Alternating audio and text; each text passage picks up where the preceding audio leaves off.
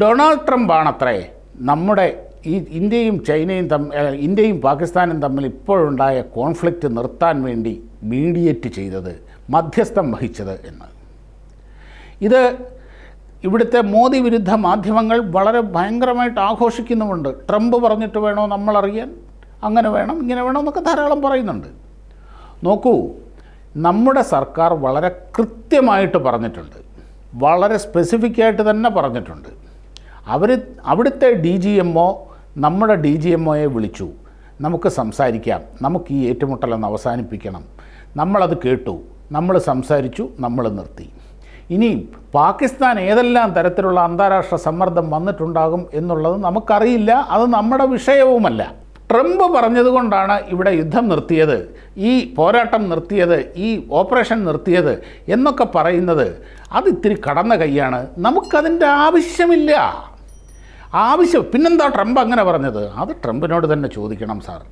ഈ ലോകത്ത് നടക്കുന്ന എല്ലാ കാര്യങ്ങൾക്കും ഞാനാണ് തീരുമാനിക്കുന്നത് എന്ന് ഒരു ഭരണാധികാരി തീരുമാനിച്ച് ഇങ്ങനെ കീലേരി അച്ചു കളിക്കാൻ തുടങ്ങിക്കഴിഞ്ഞാൽ നമുക്കൊന്നും ചെയ്യാനില്ല. അവൻ കിടന്ന് പറയട്ടെന്നേ പറയാൻ പറ്റുള്ളൂ. ഇവിടെ നമ്മുടെ സോഷ്യൽ മീഡിയയിൽ എത്രയോ പേരിരുന്ന് നരേന്ദ്രമോദിയെ ഭരണം പഠിപ്പിക്കുന്നുണ്ട്, അമേരിക്കയെ ഭരണം പഠിപ്പിക്കുന്നുണ്ട്, അമേരിക്ക എങ്ങനെ ചെയ്യണമെന്ന് പറയുന്നുണ്ട്.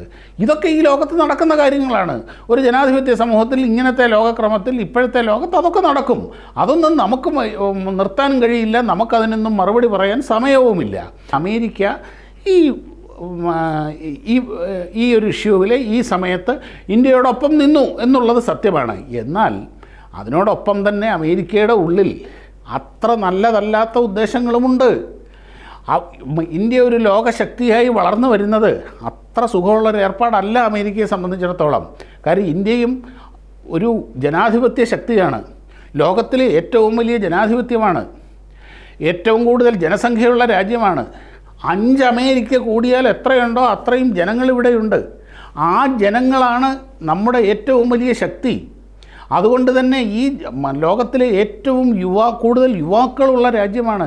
ഇന്ത്യയിലെ യുവാക്കളുടെ എണ്ണം എന്ന് പറഞ്ഞാൽ അമേരിക്കയിലെ ആകെ ജനസംഖ്യയുടെ ഇരട്ടിയിലധികം വരും.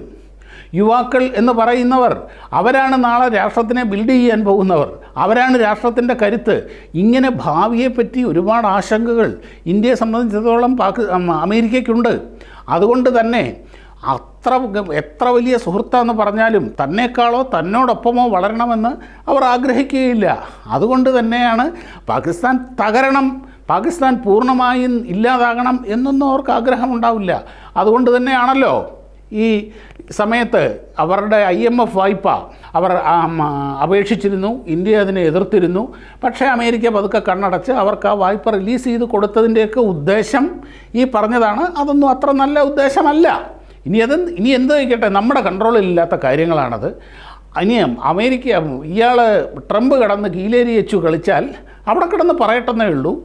നമ്മൾ ആരെ മുഖവിലക്കെടുക്കണം, നാം ആരെ വിശ്വസിക്കണം എന്ന് തീരുമാനിക്കേണ്ടത് നമ്മളാണ്.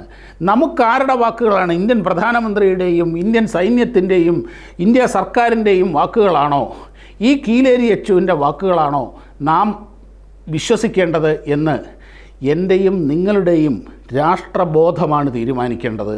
ആരാൻ്റെ കൊച്ചിൻ്റെ പിതൃത്വം ഏറ്റെടുക്കുന്ന ഈ കളി അത് മലയാളിക്ക് പുത്തരിയൊന്നുമല്ല, പുതിയ കളിയൊന്നുമല്ല. നാം ദിവസവും പത്രമൊന്ന് വായിച്ചാൽ, മാധ്യമങ്ങൾ ശ്രദ്ധിച്ചാൽ ദിവസം ഒരു 4-5 എണ്ണമെങ്കിലും നമുക്ക് കാണാൻ കഴിയും.